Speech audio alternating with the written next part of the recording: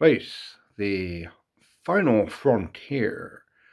These are the voyages of the USS Arcadia on its 5 quest mission to seek out new terrain and new enemy types, to boldly go to places we have probably been before, and it's going to be the same maps, but more terrain.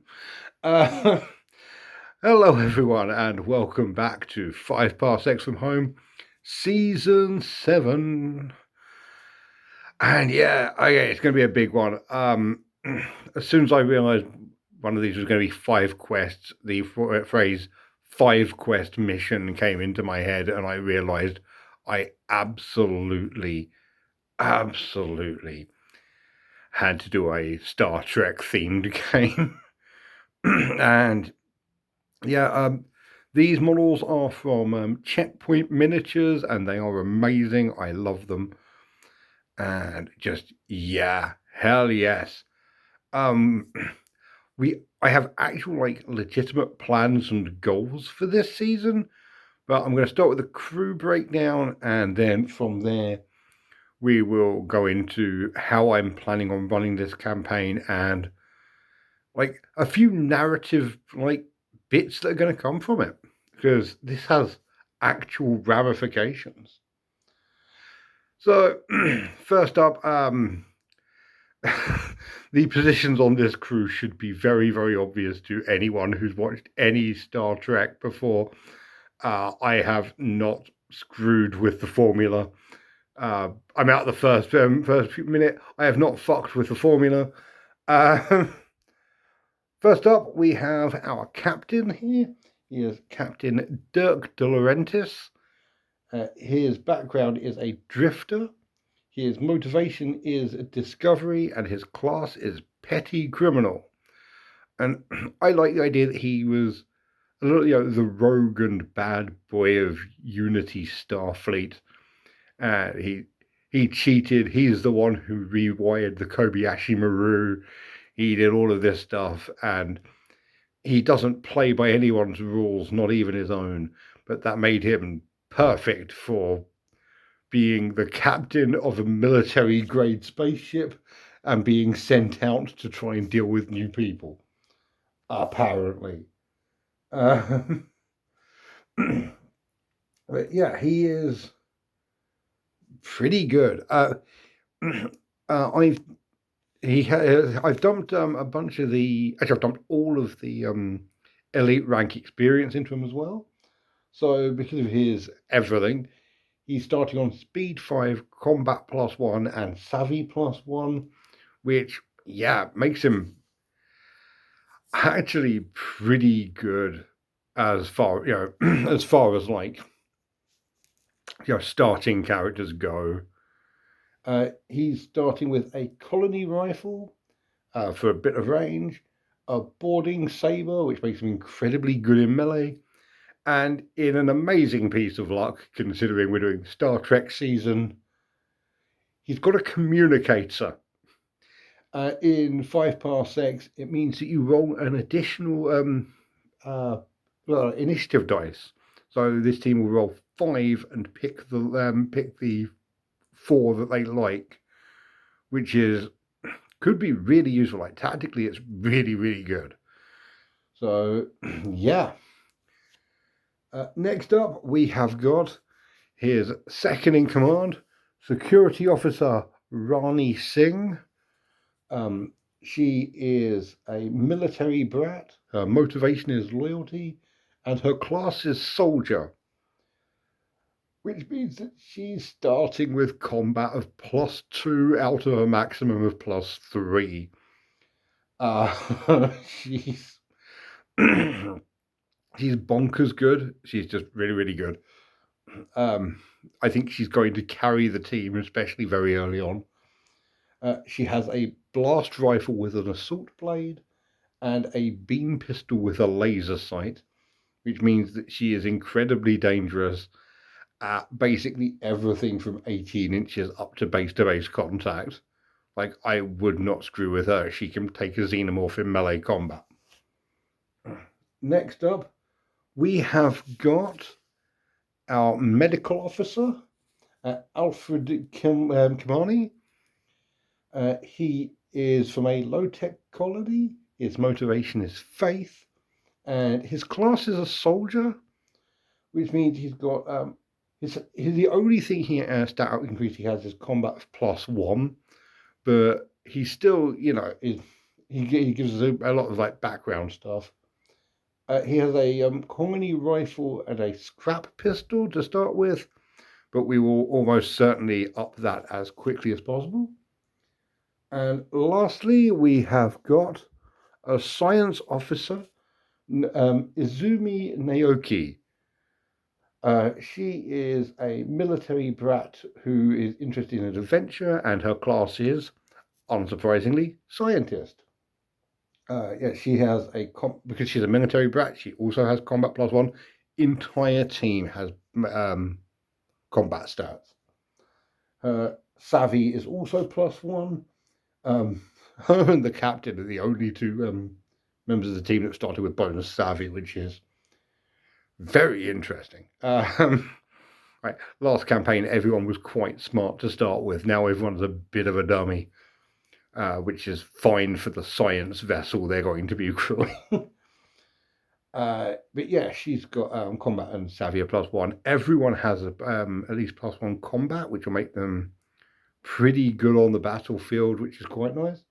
She's also got a combat rifle and scrap pistol. In the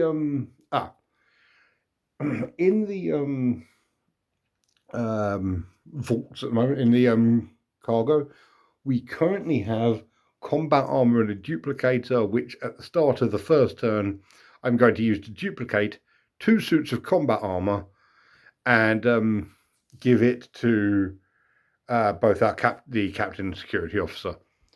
I did consider duplicating the blast rifle with the assault blade, but I figure I'm going to go for combat armor and try to keep people alive a bit longer. The ship we are in is the USS Arcadia. It is an unreliable merchant cruiser. It's got 30 hull points and 21 credits worth of debt on it. Yay! But yeah, it is. It's going to be our home. Unlike the last few campaigns, we're actually going to be spending a decent amount of time with it. So I'm actually going to, spend more time, dealing with the ship rules and the travel rules, which means we're going to want someone to hit savvy just so they can actually pilot the damn thing. I might give that job to Dirk, but we'll see. I mean, we'll see how things go. Because, yeah, I kind of want to get everyone a bit more, because everyone's toughness 3, which I'm very worried about. As far as the elite ranks, as said already, got 12 XP, giving it all to Captain De Laurentiis. Got a bonus 6 story points, which puts us on 8 to start with. We rolled poorly. We've got an additional looks worse than it is to try and make sure we don't all die in the first few turns.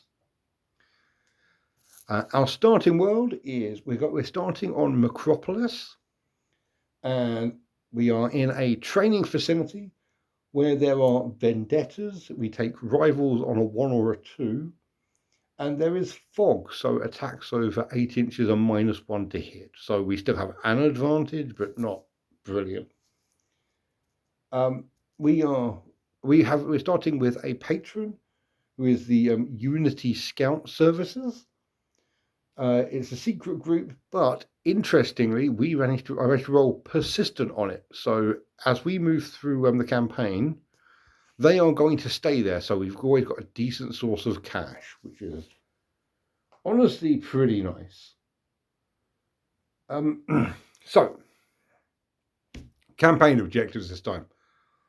We're doing 5 quests, and I have a plan to do this. If it works, it'll be great.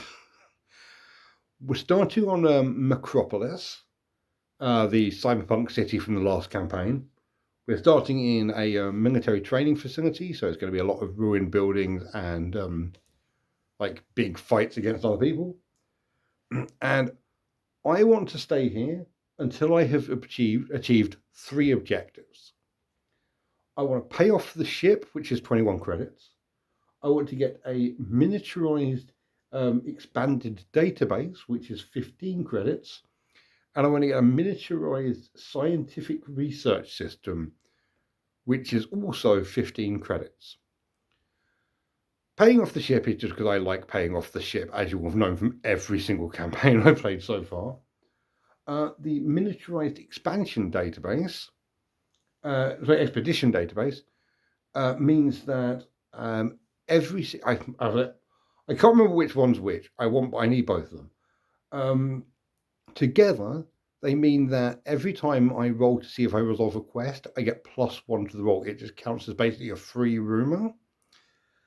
And the other one means every time I go to a new planet, I roll a dice, and there is a chance I'll either get a bit of extra cash, or I'll get another rumor.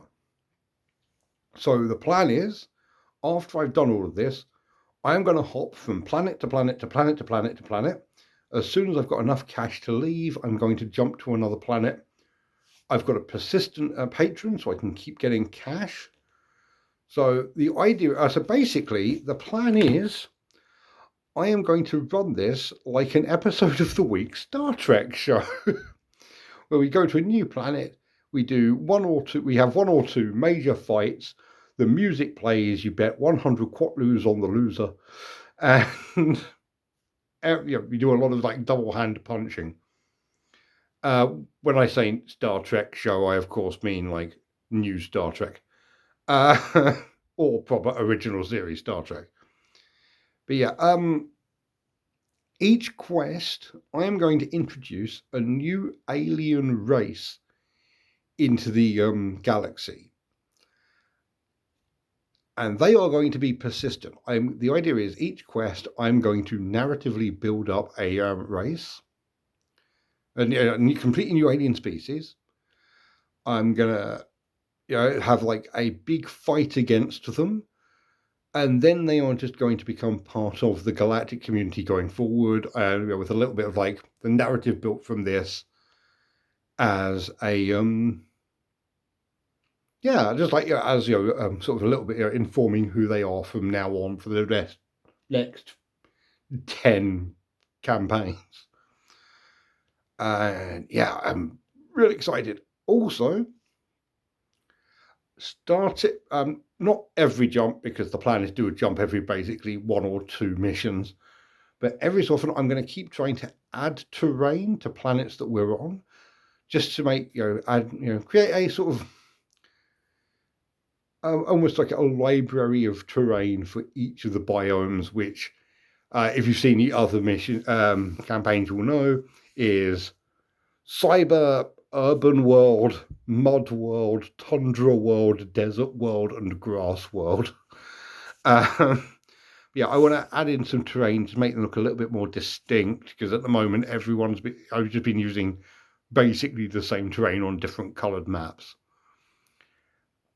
So yeah, at the end of this campaign, hopefully we will have a few more alien races. I'm just going to tell you now, the first alien race is those lizard men we keep fighting, because I want to actually build them up a little bit, because I like them and I have a bunch of models I don't use for them. And after that, I have plans. Oh, but yeah, I'm excited. I like the idea of using these guys. I want to have a more light-hearted campaign than like the last one got quite heavy with the whole like we must take down the corporation who are using drugs and mind control to take over civilians. No, this one I want to be a bit more sort of light-hearted, pulpy, and silly. Like the bad guy will be King Zoltan of the Pluplas, kind of thing. And yeah, I hope you're as excited about this as I am. I'm real psyched, really, really psyched. And yeah, again, by the way, yeah, these models are from Checkpoint Miniatures, and I think they're amazing. Like as soon as I saw them, I knew I had to do it.